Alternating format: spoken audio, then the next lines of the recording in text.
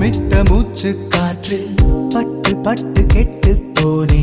பக்கம் வந்து நிற்கும் போது திட்டமிட்டு